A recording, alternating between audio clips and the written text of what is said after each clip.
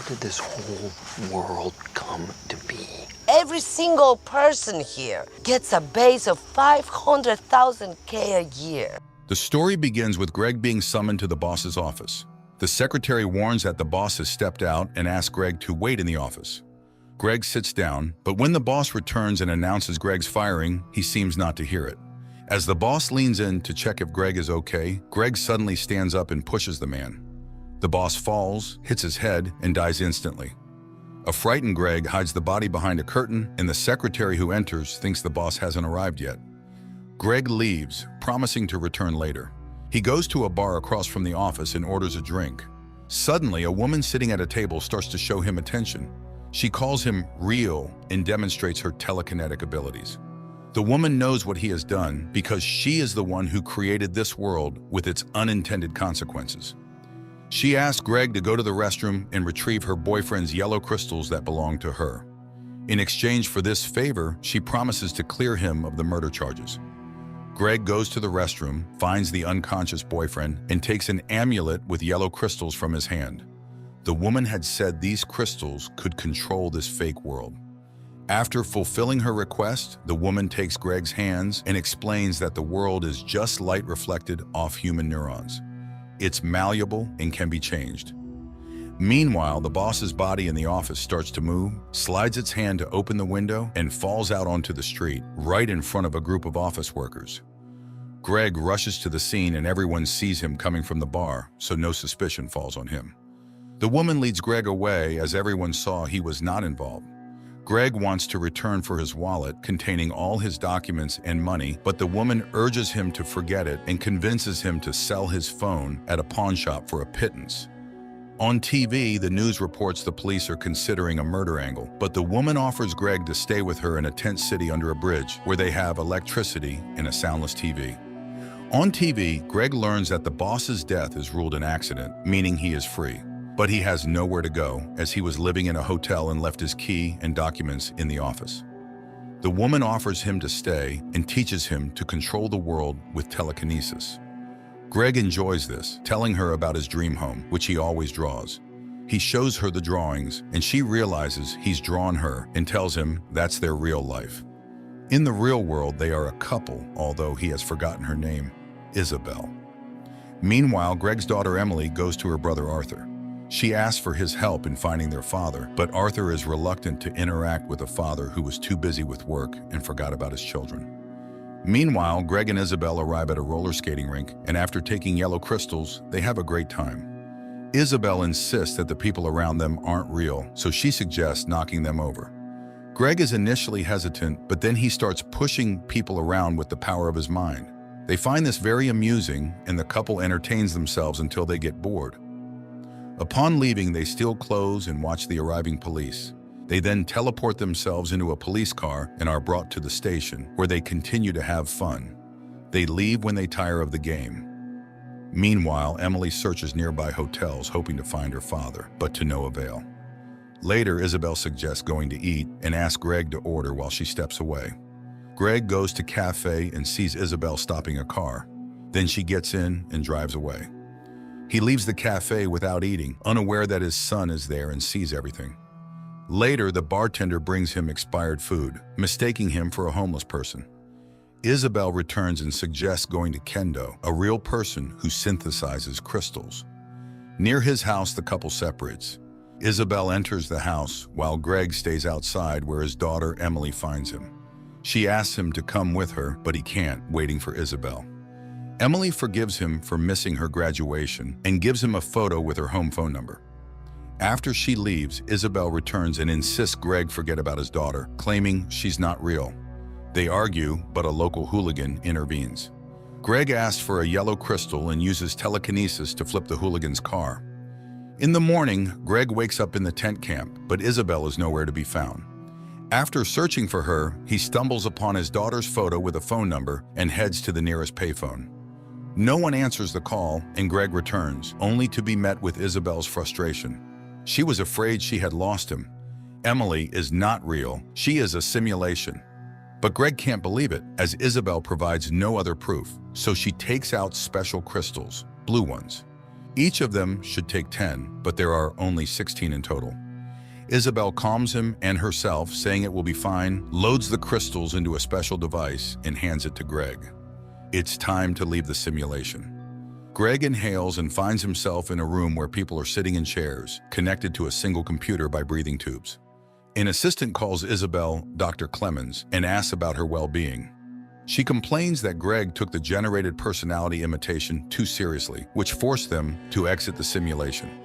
It's good that Kendo helped find the blue crystals. Isabel points to a guy in simulation whom she met in that world.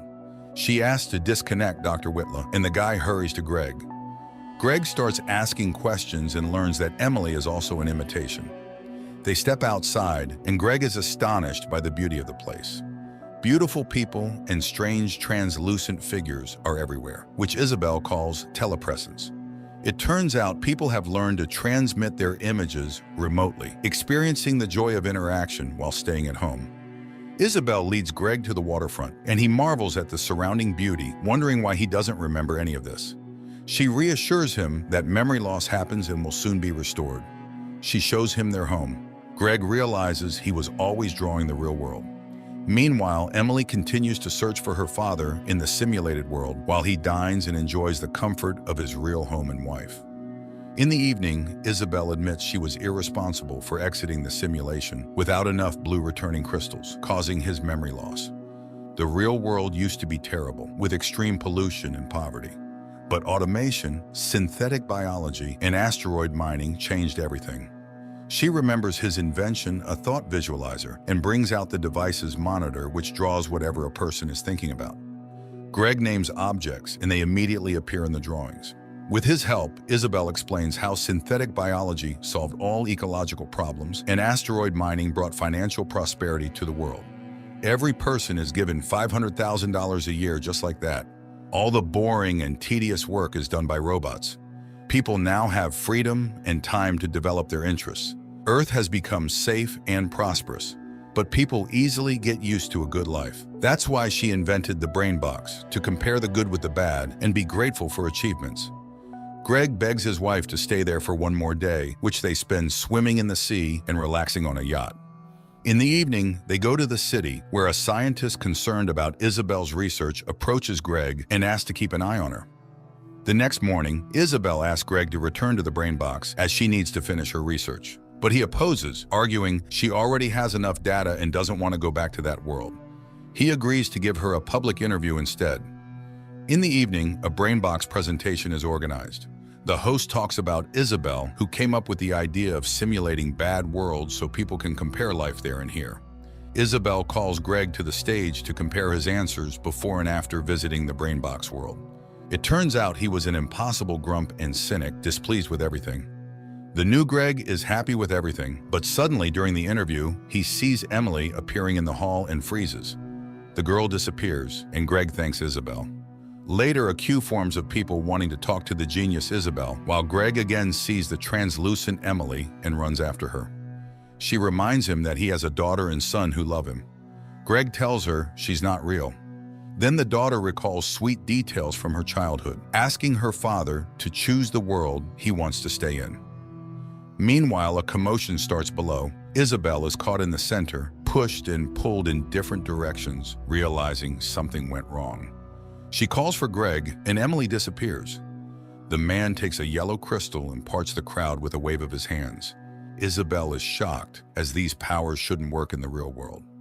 Nonetheless, a real commotion begins around them, intertwining realities of different worlds. The couple runs to the laboratory. Apparently, by taking an incomplete dose of blue crystals, they somehow brought part of the simulation into the real world. They need to fix this urgently, but the blue crystals are only in that world. They lie in the chairs and end up back in the simulation. Isabel calls Greg to find Kendo and leads him to a bar across from his former office. To his surprise, he sees his former colleagues, and the boss who fell from the window is alive. Greg demands answers, but Isabel pulls him away, reminding him that everything around is a fabricated world. The couple robs a man, taking his car and money since they need to pay for the blue crystals in this world. They drive to Kendo's laboratory. Kendo agrees to give them the crystals, but he suspiciously reaches towards his belt, prompting Isabel to shoot him. It turns out Kendo had no weapon, but Isabel is sure he is fine in the real world. She finds a packet of blue crystals on his body, and the couple flees, especially as the police storm the building. The police chase them. Emily runs to her brother because she was informed about their father's sighting. Together they head to the tent camp. The police surround the camp, demanding the criminals come out. Isabel counts the crystals, and there are disastrously few. Only one can return home. Isabel charges a special device and gives it to Greg. Then he suggests killing himself to return to reality, but Isabel isn't sure it will work. She cries in helplessness as she created all this. Then Greg suddenly admits that this world isn't bad either. He has children here. At that moment, Emily runs out onto the bridge and shouts down to her father, begging him to surrender and stay alive. Greg asks to be left here. Isabel steps out to the center, distracting the police, and after making sure Greg has sneaked past the camp's perimeter, she takes the crystals. The man flees, using the loud signals of passing cars. He goes to a rehabilitation clinic where people like him with difficulties are accepted. He tells them about a girl who calls him father, and he believes her. Sometime later, Greg comes to a park where Emily is sitting on a bench. She is glad that her father overcame his addiction and admits that she loves him. This is where the film ends. People often try to escape from their problems, which weigh heavily on them. They often imagine another life where happiness and peace reign, but one should not forget that every person independently creates their inner world, and which of them is real can only be decided by that person.